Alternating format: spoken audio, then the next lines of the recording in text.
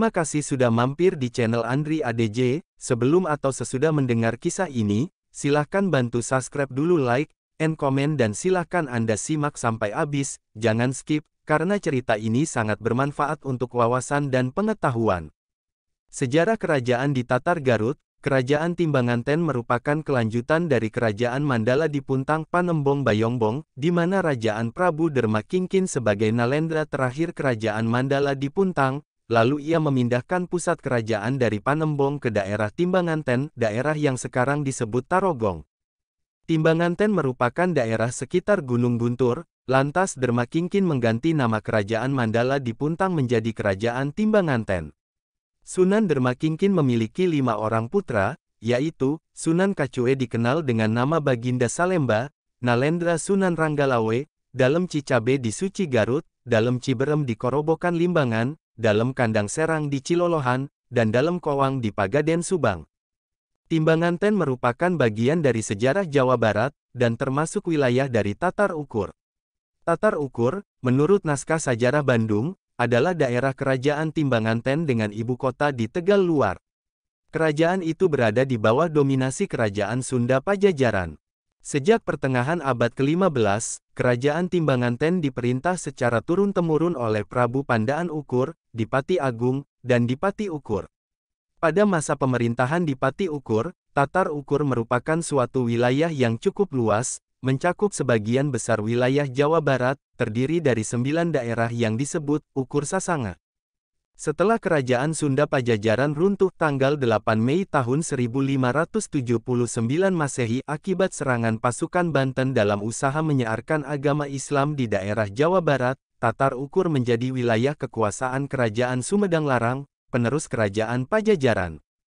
Kerajaan Sumedang Larang didirikan dan diperintah pertama kali oleh Prabu Gesan Ulun tahun 1580 sampai tahun 1608 dengan ibu kota di Kutamaya, suatu tempat yang terletak di sebelah barat kota Sumedang sekarang. Wilayah kekuasaan kerajaan itu meliputi daerah yang kemudian disebut Priangan, kecuali daerah Galuh sekarang bernama Ciamis. Ketika Sumedang Larang diperintah oleh Raden Arya Suryadiwangsa, anak tiri Gesan Ulun dari Ratu Harisbaya, Sumedang Larang menjadi daerah kekuasaan Mataram sejak tahun 1620. Sejak itu status Sumedang Larang pun berubah dari kerajaan menjadi kabupaten dengan nama Kabupaten Sumedang.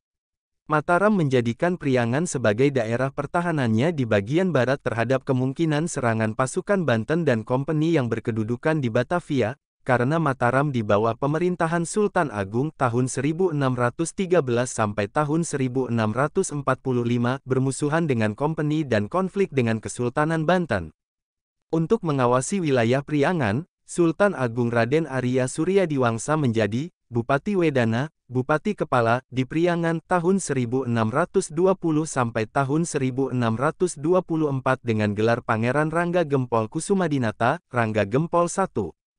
Tahun 1621, Sultan Agung memerintahkan Rangga Gempol I untuk menaklukkan daerah Sampang, Madura.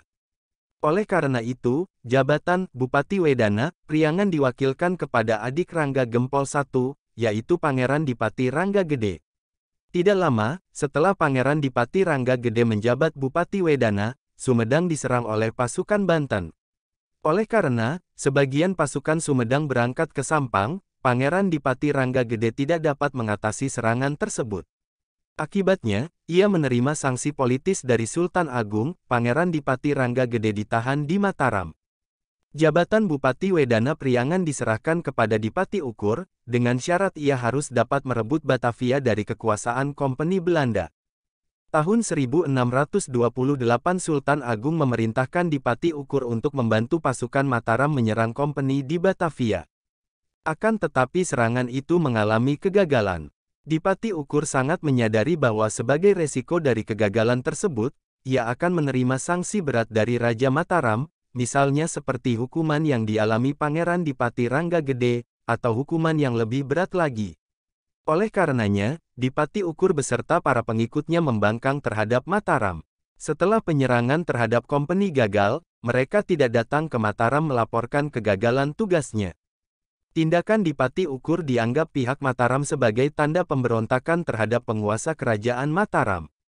Terjadinya pembangkangan di Pati Ukur beserta pengikutnya dimungkinkan, antara lain karena pihak Mataram sulit untuk mengawasi daerah Priangan secara langsung, akibat jauhnya jarak antara pusat kerajaan Mataram dengan daerah Priangan. Secara teori, bila daerah koloni jauh dari pusat kekuasaan, maka kekuasaan pusat di daerah itu sangat lemah. Namun demikian, berkat bantuan beberapa kepala daerah di Priangan, pihak Mataram akhirnya dapat memadamkan pemberontakan di Pati Ukur. Menurut sejarah Sumedang, Babat di Pati Ukur tertangkap di Gunung Lumbung, Bandung pada tahun 1632. Setelah pemberontakan di Pati Ukur berakhir, jabatan Bupati Wedana diserahkan kembali oleh Sultan Agung kepada Pangeran Dipati Rangga Gede yang telah bebas dari hukumannya. Selanjutnya, Sultan Agung melaksanakan reorganisasi pemerintahannya di Priangan, dengan tujuan mempertahankan stabilitas dan keamanan daerah tersebut. Daerah Priangan di luar Sumedang dan Galuh dibagi menjadi tiga kabupaten, yaitu Kabupaten Bandung, Kabupaten Parakan Muncang, dan Kabupaten Sukapura dengan mengangkat tiga orang kepala daerah dari Priangan yang dianggap telah berjasa dalam memadamkan pemberontakan di Pati Ukur. Ketiganya, antara lain adalah Ki Asta Manggala, Umbul Cihaur Beti, diangkat sebagai Mantri Agung, Bupati, Bandung dengan gelar Tumenggung Wirangunangun. Ki Tanubaya, diangkat sebagai Bupati Parakan Muncang. Ngabehi Wirawangsa menjadi Bupati Sukapura dengan gelar Tumenggung Wiradadaha. Ketiganya dilantik secara bersamaan berdasarkan Piagam Sultan Agung, yang dikeluarkan hari Sabtu tanggal 9 Muharram tahun Alif Penanggalan Jawa. Dengan demikian, tanggal 9 Muharram tahun Alif bukan hanya merupakan hari jadi Kabupaten Bandung saja, namun sekaligus juga hari jadi Kabupaten Sukapura dan Kabupaten Parakan Muncang. Setelah ketiga bupati tersebut dilantik di pusat pemerintahan Mataram, mereka kembali ke daerah masing-masing. Sajarah Bandung naskah menyebutkan bahwa Bupati Bandung Tumenggung Wirangunangun beserta pengikutnya dari Mataram kembali ke Tanah Ukur.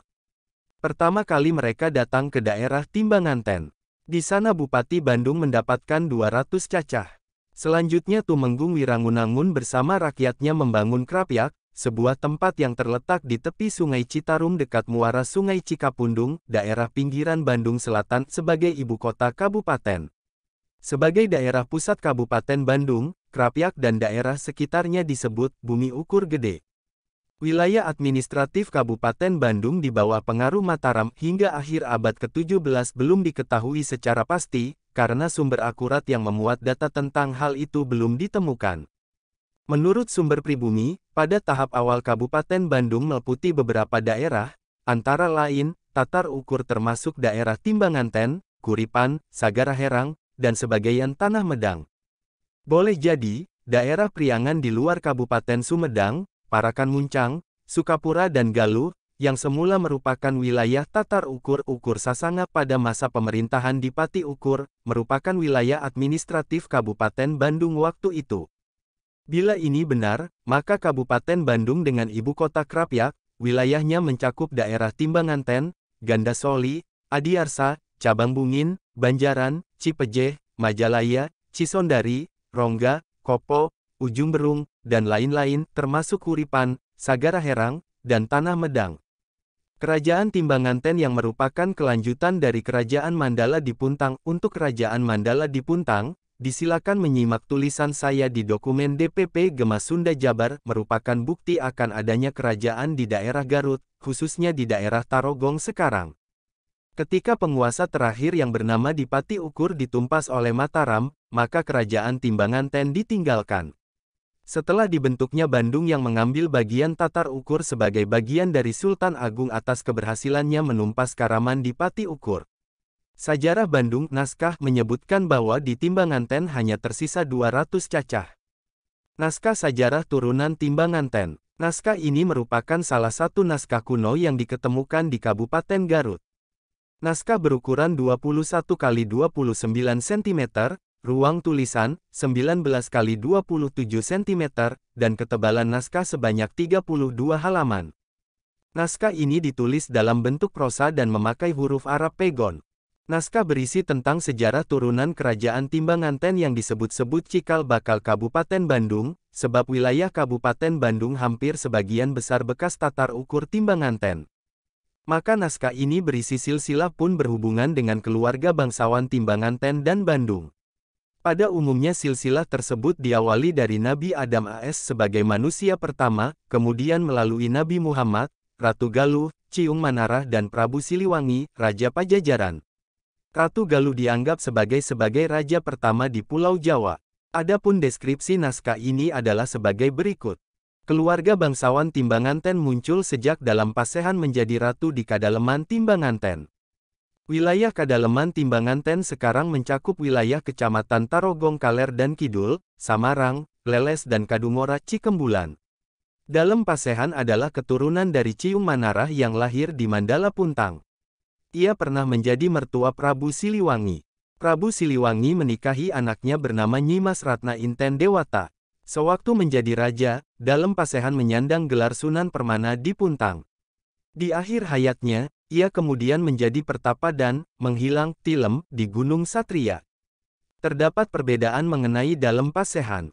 Dalam sejarah kerajaan Mandala di Puntang, tokoh ini merupakan penguasa kerajaan tersebut hingga akhirnya, berdasarkan keputusan Prabu Siliwangi di Pajajaran, kepemimpinan diserahkan kepada istrinya yang merupakan anak dalam Pasehan Sendir, yaitu Ratu Maraja Inten Dewata menjadi Nalendra di Kadaleman Mandala di Puntang. Perpindahan kekuasaan dari kerajaan Mandala di Puntang menjadi Kadaleman Timbanganten terjadi pada masa pemerintahan Dermakingkin. Sebagai pengganti yang menjadi ratu adalah anaknya Sunan Daya Manggung yang dimakamkan di Daya Manggung. Sunan Daya Manggung wafat dan digantikan anaknya, Sunan Dermakingkin yang makamnya di muara Sungai Cikamiri. Setelah Sunan Dermakingkin meninggal, maka Sunan Ranggalawe, putranya yang menggantikan dan beribu kota di Korwabokan. Kemudian setelah Sunan Ranggalawe, berturut-turut yang menjadi ratu di Timbanganten adalah Sunan Kaca adik Ranggalawe, Sunan Tumenggung Pateon, menantu Sunan Kaca atau putra Sunan Ranggalawe, Sunan Pari ipar Sunan Pateon, Sunan Pangadegan adik Sunan Pateon, yang dimakamkan di Pulau Cangkuang. Sunan Pangadegan meninggal, maka yang menggantikan adalah Sunan Demang. Sunan Demang sendiri meninggal dibunuh di Mataram, dan penggantinya adalah Sunan Sanugiren kakak Sunan Demang. Selanjutnya yang menggantikan Sunan Sanugiren, putranya Demang Wirakrama. Demang Wirakrama setelah meninggal dimakamkan di Sarsitu dan digantikan oleh putranya, Raden Demang Candradita yang di kemudian hari menjadi penghulu Bandung.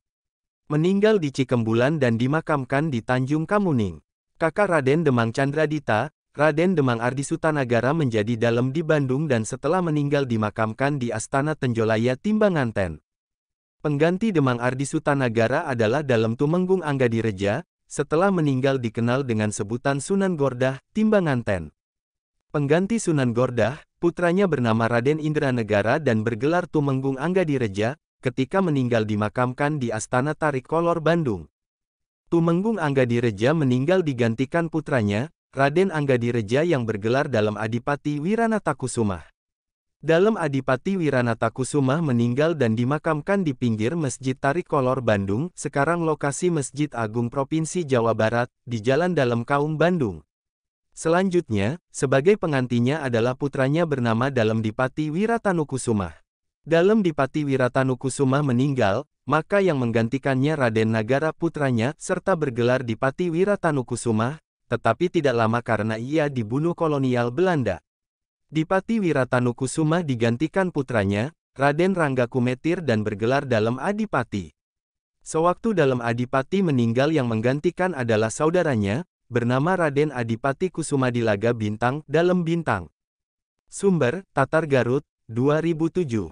Semoga kisah atau sejarah ini bermanfaat. Untuk pengetahuan bantu subscribe, like dan komen, agar video berikutnya bisa terus ditayangkan. Terima kasih, semoga kita selalu sehat dan berkah. Amin.